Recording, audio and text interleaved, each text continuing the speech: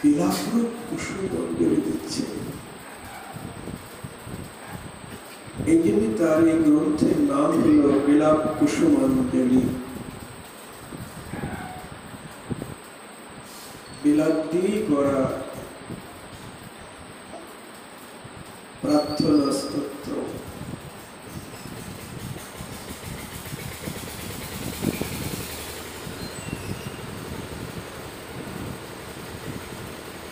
স্বরূপাবেশে বিলাপ কুসুমাঞ্জলি রাধা চরণ প্রান্তে অর্পণ করছেন।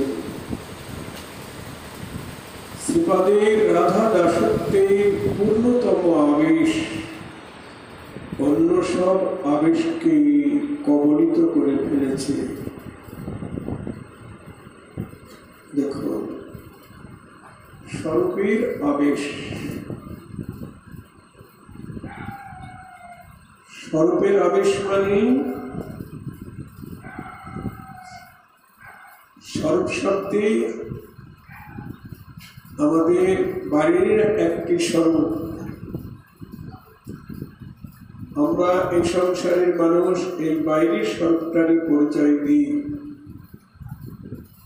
আধার কার্ড, আই কার্ডের পরিচয় দিই, কিন্তু এটা আমাদের আসল পরিচয়পত্র নয়।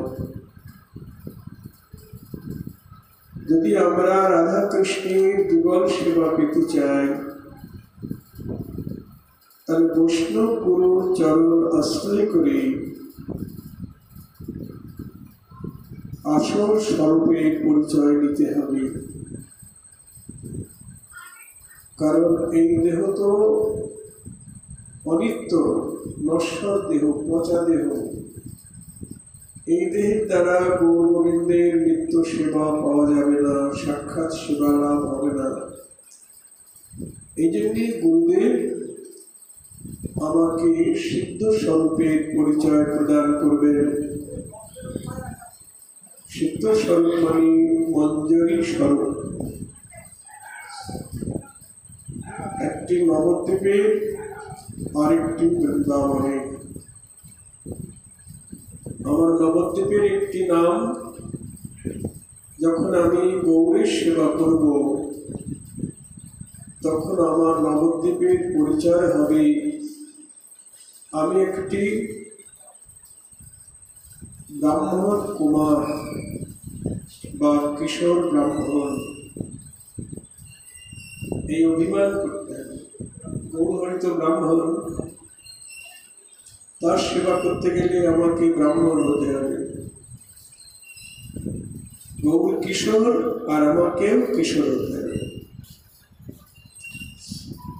আর আপনি বয়স যতই থাক না কেন, বুড়া হন আর বুড়ি হন, কিন্তু ভাবতে হবে গুরু প্রদত্ত এই স্বরূপটি ভাবতে হবে। আমার বয়স 12 থেকে 13 মধ্যে, ওই বয়সে আমি গৌরহরির সেবা করছি, বা নিজেকে গৌরহরির দাস অভিমান করতে হবে। এই অভিমান করে গৌরের সেবা করতে হবে।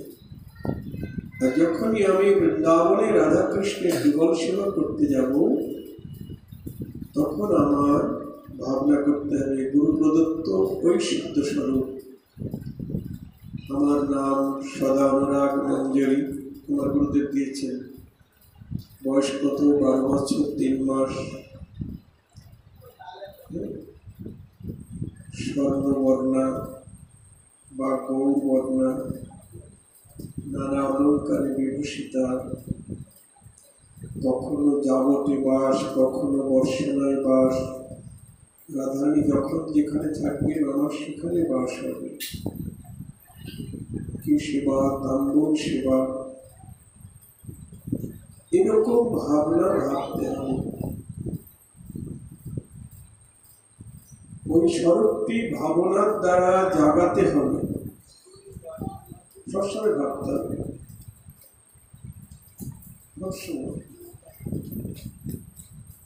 ওই স্বরূপটি ভাবতে ভাবতে এই স্বরূপটি হারিয়ে যাবে।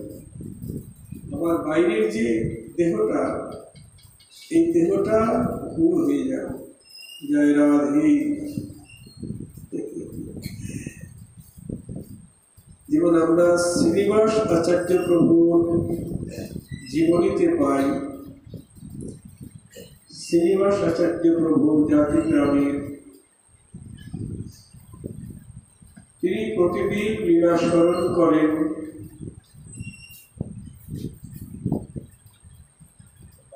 সেদিনও তিনি লীলা স্মরণে বসেছেন, কিন্তু বাহ্য আবেশ আর ফিরে আসেন না। লীলা স্মরণে এমন ভাবে ডুবে গেছেন, লীলায় তিনি চলে গেছেন, নিত্য লীলায় তার মন সেখানে চলে গেছে, দেহটা এখানে পড়ে আছে। সেদিন গেল, পরের দিনও তার বাহ্য জ্ঞান নাই। তার শিষ্য ভক্তরা কাঁদছে, ভাবছেন গুরুদেব বুঝি আমাদেরকে ছেড়ে চলে গেল। তৃতীয় দিবসে রামচন্দ্র কবিরাজ শ্রীনিবাস আচার্য প্রভুর প্রধান শিষ্য, তিনি সব বৃত্তান্ত শুনলেন। শুনে বললেন, আপনারা ধৈর্য ধরুন, আমি দেখি গুরুদেব এখন কোথায় আছে। উনি গুরুদেবের বাম পাশে বসে পড়লেন। আসলে বসে তিনি ভাবনার দ্বারা, তার সিদ্ধ স্বরূপে ভাবনার দ্বারা তিনিও চলে গেলেন। যেমন গুরু তেমন চেলা। জয় রাধে। রামচন্দ্র কবিরাজ চলে গেলেন কোথায়? যেখানে গুরুদেব গেছেন সিদ্ধ স্বরূপে। গুরুদেব কোথায় গেছেন দেখেন, যমুনায় পদ্মবনে, যমুনার জলে পদ্মবনে, সেখানে মঞ্জরী স্বরূপে গুরুদেব অন্যান্য সখীদের সঙ্গে কি যেন খুঁজছেন।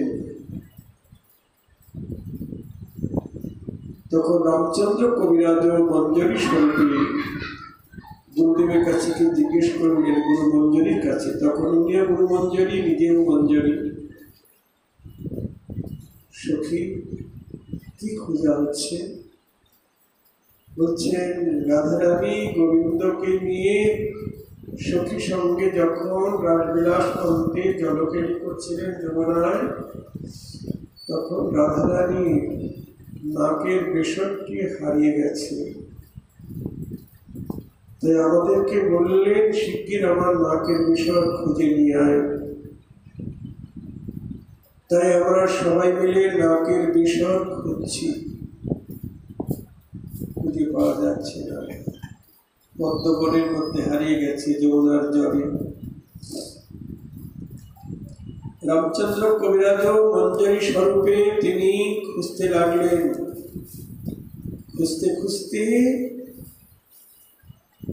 পেয়ে গেলেন। দেখে পদ্ম পাতার নিচে ওটা বেঁধে আছে। বেসরটি নিয়ে গুরু মঞ্জরী হাতে দিলেন। সরাসরি রাধারানীকে তো দিতে পারতেন না, তার গুরু মঞ্জরীর হাতে দিলেন, অর্থাৎ শ্রীনিবাস আচার্য প্রভুর হাতে দিলেন। শ্রীনিবাস আচার্য প্রভু তার গুরু গোপাল ভট্ট গোস্বামী অর্থাৎ গুণমঞ্জরী, গুণমঞ্জরীর হাতে দিলেন। আর গুণমঞ্জরী তখন বেসরটা নিয়ে রাধারানীর নাকে পরিয়ে দিলেন। জয় রাধে। রাধারানী বলছেন, সখী কে বেসর পেয়েছে? বললেন রামচন্দ্রের কথা। রাধারানী তখন করুণা পরবশ হয়ে রামচন্দ্র কবিরাজকে ডাকছেন, আমার কাছে আয় দাসী, আমার কাছে আয়। তুই আজ যেভাবে আমার সেবা করেছিস, তোকে তো পুরস্কার দিতে হবে। তখন বললেন, হাত পা। রামচন্দ্র কবিরাজ হাত পাতলেন, তখন নিজের চর্পিত তাম্বুল প্রসাদ দাসীর হাতে দিলেন রাধারানী। জয় রাধে। সেই রাধারানীর অধরামৃত চর্পিত তাম্বুল নিয়ে গুরু শিষ্য দুজন বাহ্য দেহে ফিরে এলেন। সবাই হলুধ্বনি হরিধ্বনি করে উঠল, বিদায়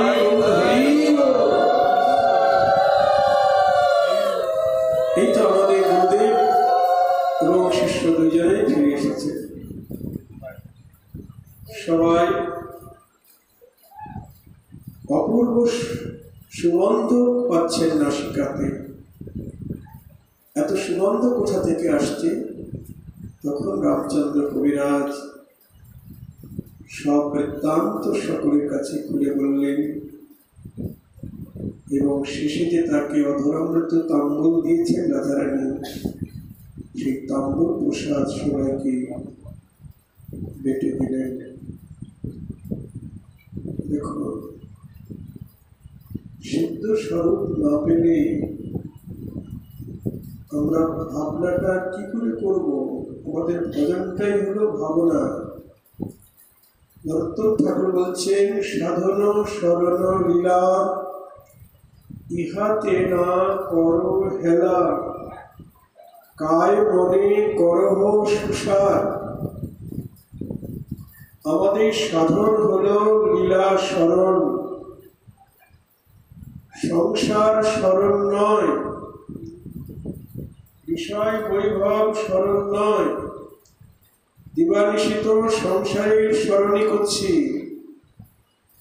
ছেলে মেয়ের চিন্তাই করছি, বাড়ি গাড়ি টাকা পয়সার ভাবনা বা স্মরণ। ভাবনা মানে তো স্মরণ, চিন্তা। এসেও চিন্তা করছি কালকে গেলে কোথায় গেলে টাকা পাবো। তাই দিবানিশি কেবল বিষয়কে স্মরণ করছি। রাত্রিবেলায় ঘুমিয়ে ঘুমিয়েও বিষয়কে স্বপ্নে দেখছি। কিন্তু নরোত্তম ঠাকুর বলছে না, সাধন স্মরণ লীলা ইহাতে না করো হেলা। কখনো হেলা করবে না। কায় মনে করহ সুসার। কায় মানে দেহ মন সব একত্রিত করে গৌর গোবিন্দের লীলা স্মরণ করো।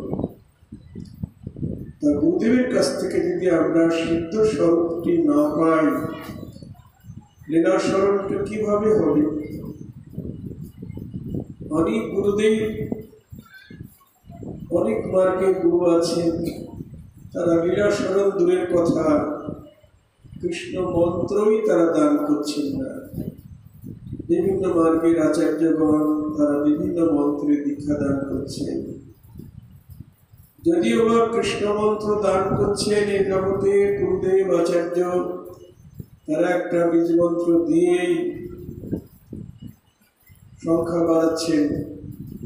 কোন গুরুগণ সংখ্যা বাড়াচ্ছেন, কিন্তু শিষ্যের মঙ্গল বিধান করছেন না।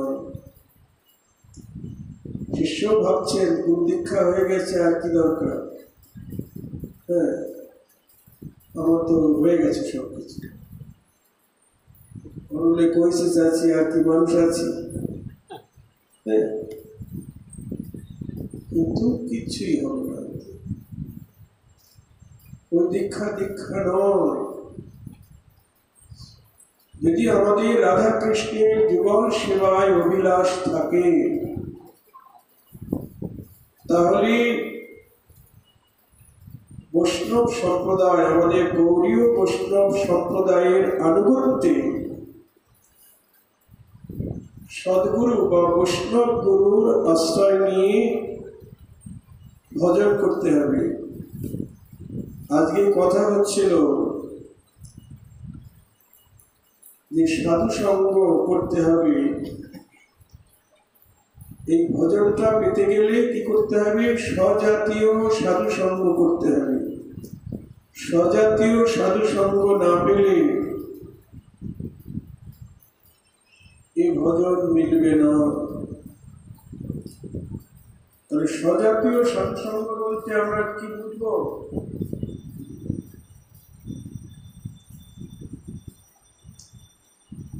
আগে সাধুকে সেটা জানা যাক। আমরা তো মনে করি একটু তিলকমালা দিয়েছেন, কাপড় চোপড় নিয়েছেন, উনি সাধু, তার সঙ্গ নিলাম, বা বড় বড় কথা বলছেন, দেখতেও সুন্দর।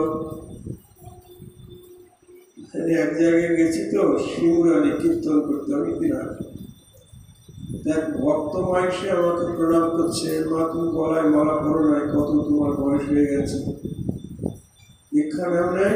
বলছে না এখনো নেই, নাই নেব।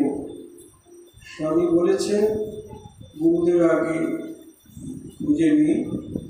কিরকম খুঁজবে গুরুদেব? স্বামী বলেছেন গুরুদেবের অনেক বড় মঠ মন্দির থাকবে, গুরুদেব দেখতে সুন্দর হবে, অনেক শিষ্য টিষ্য থাকবে, যশ প্রতিষ্ঠা থাকবে, সেরকম গুরুদেব।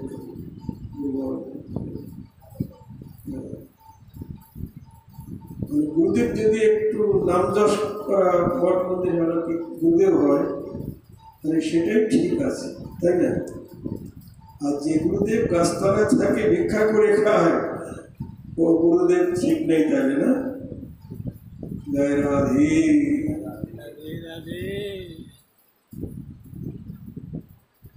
লোকনাথ গোস্বামী তো বনের মধ্যে থাকে। লোকনাথ গোস্বামী তখন তো বৃন্দাবনে বাড়িঘর নেই, মহাপ্রভু বললেন বৃন্দাবনে যাও। তখন রূপসনাতনাদি কোনো গোস্বামী যাননি, সর্বপ্রথম লোকনাথ গোস্বামী গেছেন, গাছতলায় বাস করে। নরোত্তম ঠাকুর তিনি রাজার ছেলে, তিনি গিয়ে লোকনাথ গোস্বামীর চরণে বলছেন আমায় দীক্ষা দান করুন। বলুন, রাজার ছেলে তিনি তো গিয়ে সেই রকম গুরুদেবকে দেখবেন, তাই না? বনে ভিখারি মতো বাস করছেন, তাকে গিয়ে লোকনাথ গোস্বামী বলতে আমি কাউকে দীক্ষা দিই না, আমি শিষ্য করি না। কিন্তু মহাপ্রভু তাকে স্বপ্নে বলেছেন বৃন্দাবনে যাও, সেখানে লোকনাথ গোস্বামীর চরণ আশ্রয় করো। স্বপ্নে পেয়েছে, তিনি নাছর বান্দা, গুরুদেব দীক্ষা দিচ্ছেন না।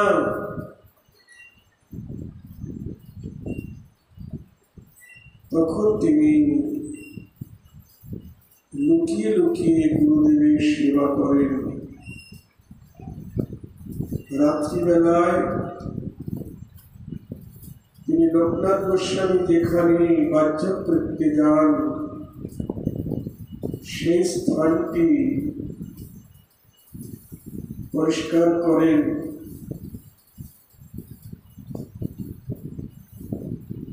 ঝাঁটা দিয়ে ঝাঁট দিয়ে সেই ঝাঁটাটি বুকে নিয়ে কাঁদে,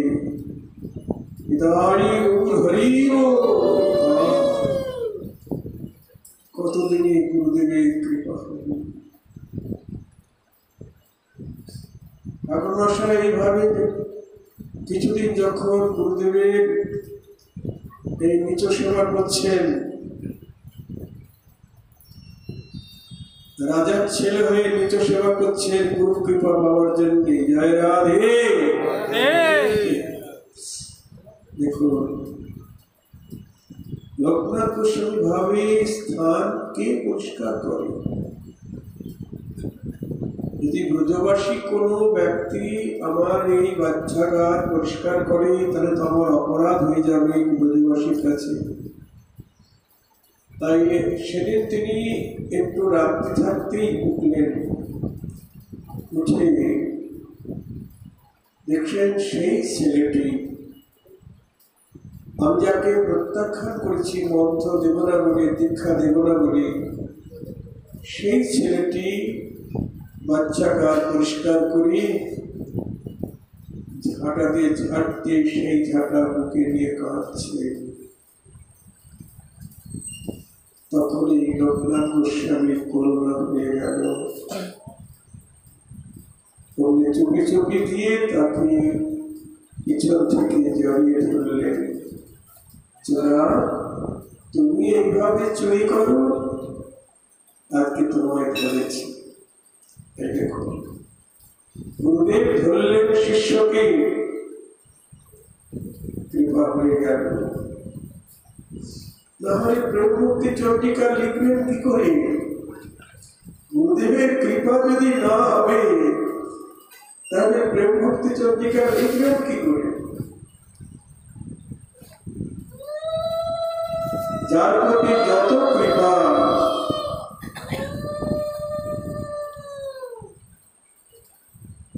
যেমন কালকে রঘুনাথ দাস গোস্বামীর দণ্ড মহোৎসব গেল। নিতাই চাঁদ বলছেন, চোরা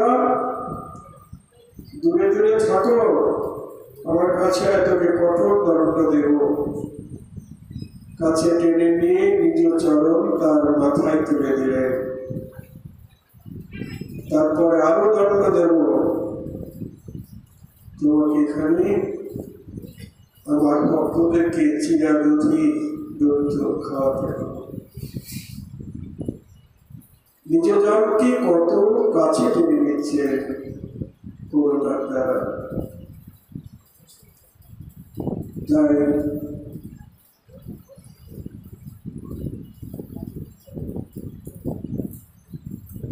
নরোত্তম ঠাকুর তিনি বলছেন, সাধন স্মরণ লীলা ইহাতে না কর হেলা, কায় বনি করব শেষা। এই লীলা স্মরণ করতে গেলে বৈষ্ণব গুরুর চরণাশ্রয় করতে হবে। এখন বৈষ্ণব বলতে বর্তমানে যারা সহজিয়া মতে, কালাচার, চিন্তামণি ইত্যাদি মতের আছে, মাঝবাড়ি বা কত মত আছে, তারা কিন্তু তিলকমালা পড়ছে, বুঝবার উপায় নেই। কিন্তু সাধু সাবধান, বিচার করিয়া মনে ভক্তি রসাস্বাদনে মধ্যস্থ ভাগবত পুরাণ। তাহলে সাধু চিনতে হবে আগে। সাধু কি? যিনি সৎ, সৎ তিনি তো সাধু। যিনি সৎ নন তিনি অসাধু। তাহলে সৎকে, সতের সঙ্গে যার সঙ্গ তিনি সৎ। সৎকে গোবিন্দ, সচ্চিৎ আনন্দ বিগ্রহ। সেই সচ্চিদানন্দ বিগ্রহ গোবিন্দের সঙ্গে যাদের সম্বন্ধ, ভালোবাসা, তারাই সাধু। যারা কৃষ্ণকে ভালোবাসে তারাই সাধু, আর যারা কৃষ্ণকে ভালোবাসে না তারা কি? অসাধু। এই সংসারে কত মার্গ আছে,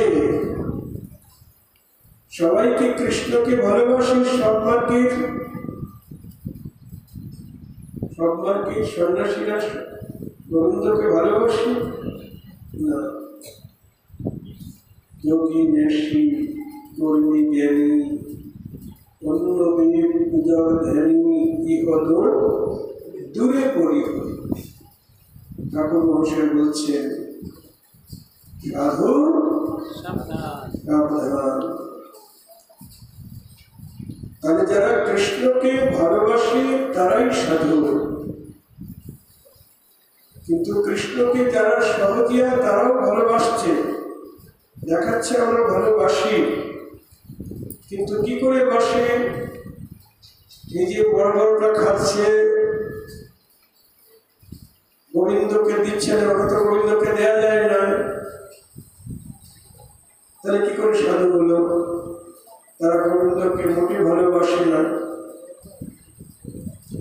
শুধু লোক দেখাচ্ছে আমরা গোবিন্দকে ভালোবাসি। ঠাকুর মশাই বলছেন, যাবত জন্ম মোর অপরাধে হইল ভোর, নিষ্কপটে না ভজিল তোমা। যেদিন থেকে জন্ম নিয়েছি সেই দিন থেকে অপরাধ করে যাচ্ছি, আর তোমাকে যে ভজন করছি সেটাও কপটতা নিয়ে। লোক দেখানো ভজন করছি, আমি ভজন করি, কিন্তু ভিতরে কপটতা। জয় রাধে। ভোগ বিলাস পরিপূর্ণ আমার, কিন্তু বলছি আমি কৃষ্ণকে ভালোবাসি। হবে না? কৃষ্ণ প্রীতি ভোগ ত্যাগ, ভোগ ত্যাগ করলে কৃষ্ণ খুশি হবেন। আমার যদি নিজের ইন্দ্রিয় সুখ লালসা থাকলো, তাহলে আমি কৃষ্ণকে ভালোবাসলাম কি করে? আত্মেন্দ্র প্রীতি সুখ তাকে বলে কাম, কৃষ্ণ সুখ প্রীতি বাঞ্ছা ধরে প্রেম নাম। নিজের সুখের জন্য যে চেষ্টা সেটা কাম, আর কৃষ্ণের সুখের জন্য যে চেষ্টা সেটা প্রেম। তাই কৃষ্ণের সঙ্গে যারা নিষ্কপট ভাবে সম্বন্ধ করেছেন, যাহারে দেখিলে মুখে আসে কৃষ্ণ নাম, তাহারে জানিবে বৈষ্ণব প্রধান।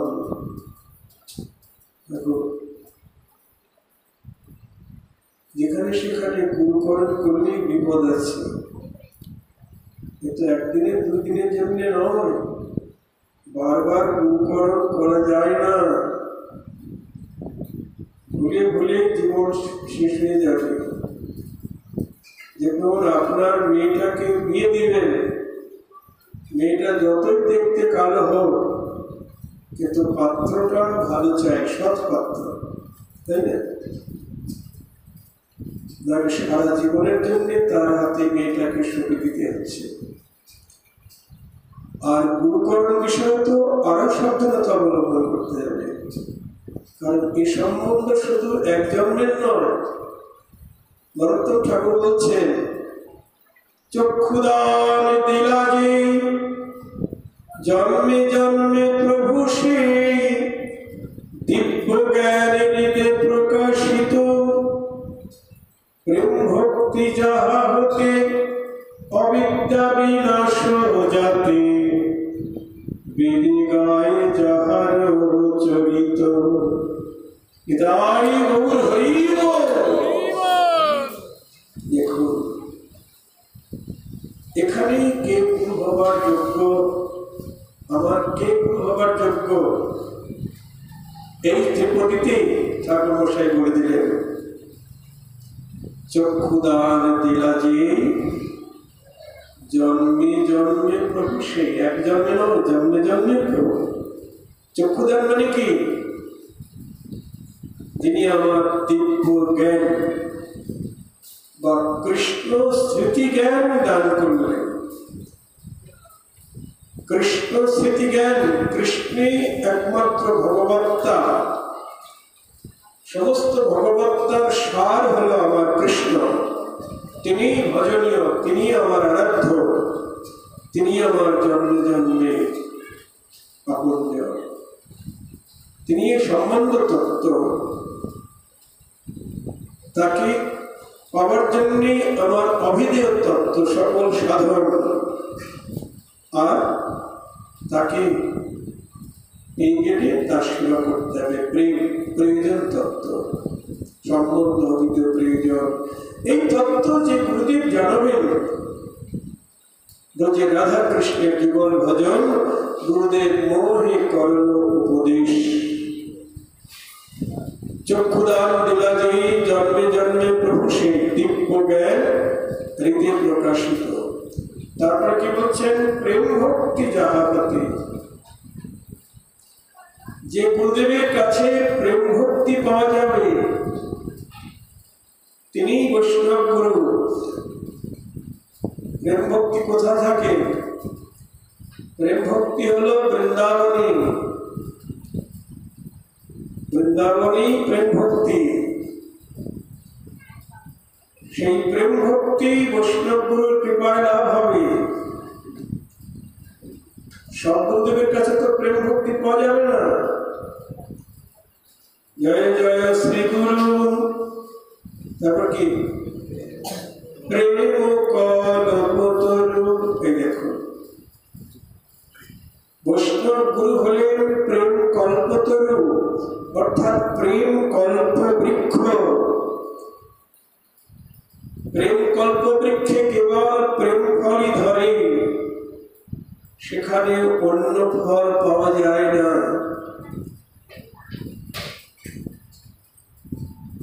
আপনি অন্যান্য মার্গে গুরুদেবকে প্রণাম করবেন, আশীর্বাদ করবেন, কি বলে? আয়ুষ্মান ভব, যশস্বী ভব, পুত্রবতী ভব, এ ভব সে ভব। আর বৈষ্ণব গুরুকে প্রণাম করবেন, কি আশীর্বাদ করবেন? তোমার কৃষ্ণ প্রেম লাভ হোক, কৃষ্ণ চরণে ভক্তি লাভ হোক। তার কাছে কেবল প্রেম ফলই পাওয়া যায়। তাই গৌর হরি বল। তাই